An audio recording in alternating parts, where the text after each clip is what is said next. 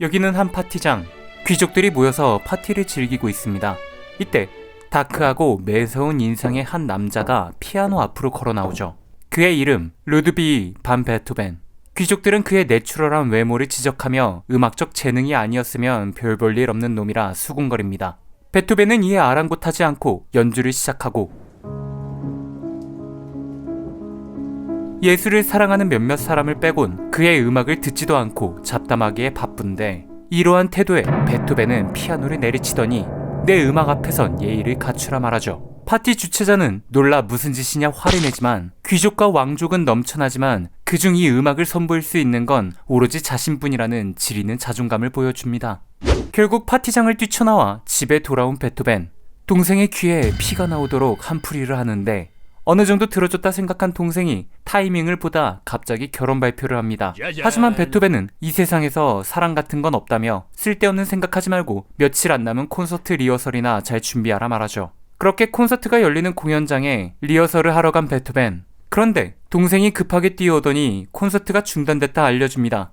알고 보니 베토벤의 콘서트의 후원자는 얼마 전 베토벤이 깽판친 파티의 주최자였고 자신의 파티를 망쳐 보복성으로 콘서트의 후원을 끊어버린 거였습니다. 화가 난 베토벤은 후원자의 저택에 찾아가고 만나서 얘기를 해보지만 저놈의 버릇을 이번 기회에 단단히 고쳐주려는 듯 후원자는 단호박을 선사하죠. 그런데 이때 그의 저택에 볼 일이 있던 안토니 프렌타노라는 여인이 나타나 파티 때 잘못한 건 베토벤이 아닌 그의 연주를 경청하지 않고 예의도 갖추지 않은 귀족들이라 말해줍니다. 그녀는 이름 높은 귀족이자 누구보다 예술을 사랑하는 인물이었고 그녀의 도움으로 베토벤은 다시 후원을 받아 콘서트를 할 수 있게 되죠.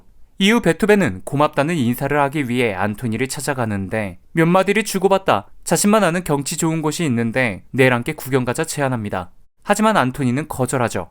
이유는 전략 결혼이긴 하지만 그녀에겐 남편과 자식들이 있었기 때문입니다. 그렇게 집으로 돌아온 베토벤. 사랑 따위는 없다며 동생의 결혼도 반대하고 실제로 동생의 결혼식도 가지 않은 그가 안토니를 본 뒤 처음 느껴본 감정에 혼란스러워합니다. 다음날 베토벤은 귀가 불편해져서 병원에 가보는데 의사는 앞으로 청력은 점점 떨어질 것이고 회복도 불가능할 거라 진단하죠. 그 말을 듣고 좌절하며 밖으로 나오는데 안토니를 만나게 됩니다. 베토벤과 마찬가지로 그녀도 베토벤을 만난 뒤 새로운 감정을 느끼게 됐죠. 그녀는 남편과 자식들이 있었지만 그의 남편을 사랑해서 한 결혼이 아닌 집안에서 맺어준 인연이었고 아이들을 진심으로 사랑하지만 이성에게 느끼는 사랑의 감정은 그녀가 지금까지 살아오면서 느꼈던 공허함을 채워줄 것 같다는 느낌이 들어 베토벤을 찾아온 거였습니다. 그런데 그도 그럴 것이 그의 남편은 부자였지만 늘 더 많은 돈을 쫓아 일만 하는 남자였으며 삶의 1순위가 자신의 은행이었기에 가족과 갖는 시간이 적고 다른 이들의 평판을 중요시하며 가부장적인 사고를 가지고 있는 인물이었죠.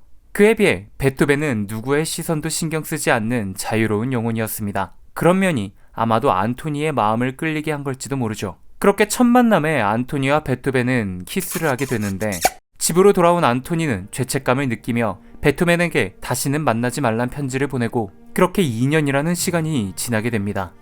2년 뒤 베토벤은 프라하 공연의 지휘자로 한 음악회에 참석하는데 지휘 중 음악 소리가 점점 들리지 않더니 자신의 심장 소리만이 그의 귀를 가득 채우죠.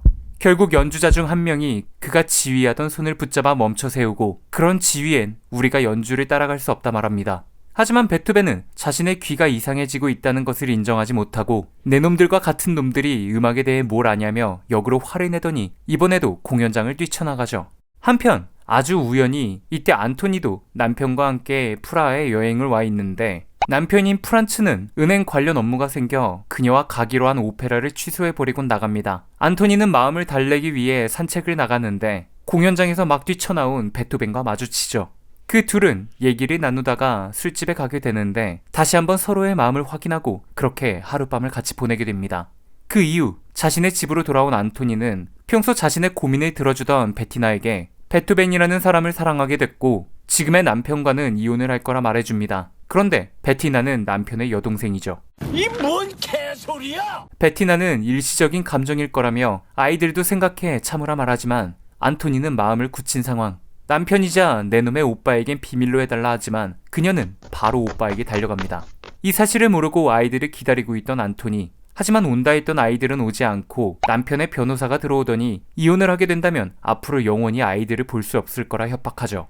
평판을 중요시하는 안토니의 남편은 절대 이혼을 할 수 없었고 모든 법적인 절차로 태클을 걸어 그녀의 모든 것을 뺏겠다 선언합니다. 이제 아이들을 볼 수 없다는 상실감에 그녀는 슬퍼하고 베토벤을 만나 지금 일어난 일에 대해 말하는데 베토벤은 아무 문제 없던 한 가정이 자신 때문에 망가지는 것 같아 헤어지자 말합니다.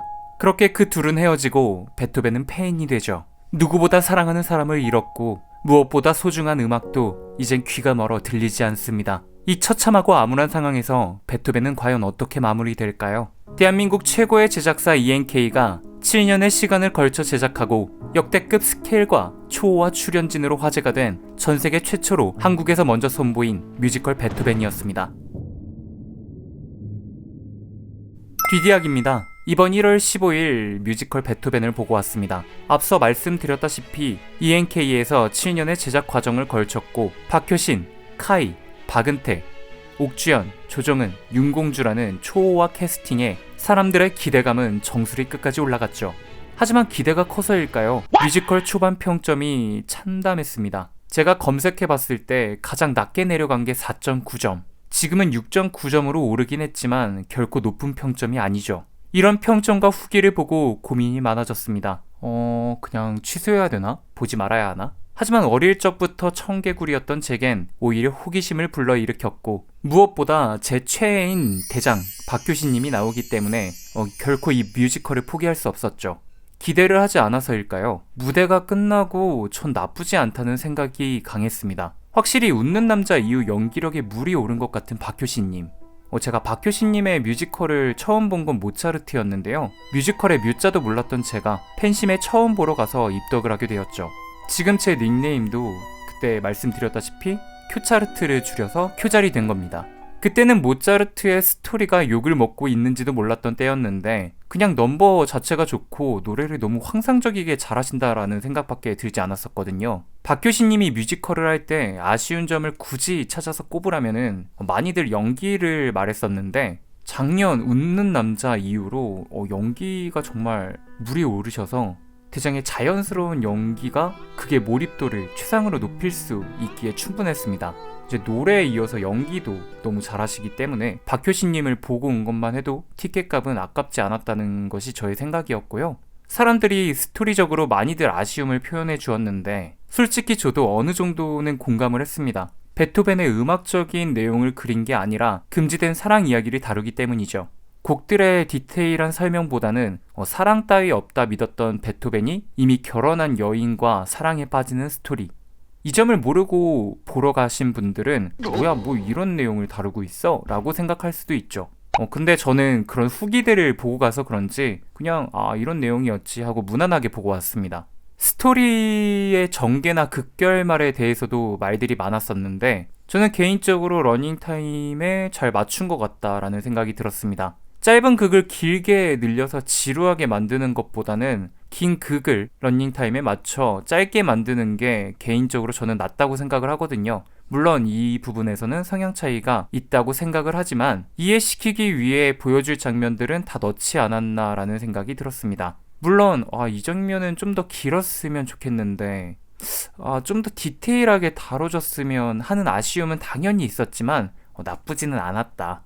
넘버들도 저에게는 너무나도 좋게 들려서 그냥 MR 구해서 불러보고 싶다라는 생각이 강하게 들었고요. 좌석은 3층에서 봤는데 걱정과는 다르게 대사도 가사도 잘 들려서 만족했고요. 물론 잘 보이지는 않아서 오페라 글라스와 눈이 하나가 되어 있었지만 곧 1층 좋은 자리에서 한 번 더 보러 가게 될 것 같아서 처음 봤을 때 놓쳤던 부분이라든지 노래와 연기에 대한 디테일한 부분을 좀 더 집중해서 보고 오려 합니다. 만약에 보신다면 박효신, 조정은님 페어로 저는 추천을 드리고요. 박효신님을 좋아하시는 분들이라면 끝나고 퇴근길에 실물을 영접할 수 있기 때문에 오페라 하우스 왼쪽에 있는 뒤편 주차장에서 기다리셨다가 보고 오시면 좋을 것 같습니다. 맞다. MD샵에서 이쁜 배지들도 많이 팔고 있어요. 생각보다 다양한 굿즈는 안 나왔지만 배지가 너무 이뻐서 모조리 사왔답니다. 하하. 이상 뮤지컬 베토벤 후기였습니다.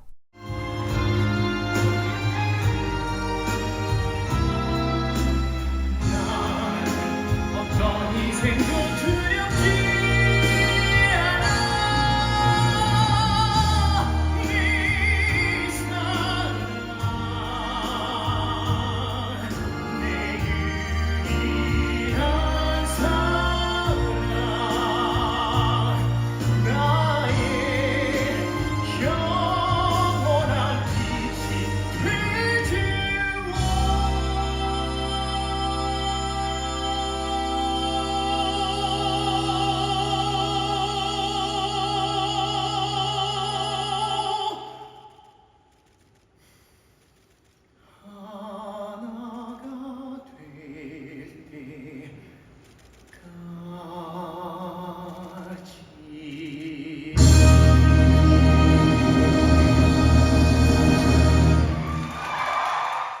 영상이 재밌었다면 구독과 좋아요 눌러주시면 감사하겠습니다.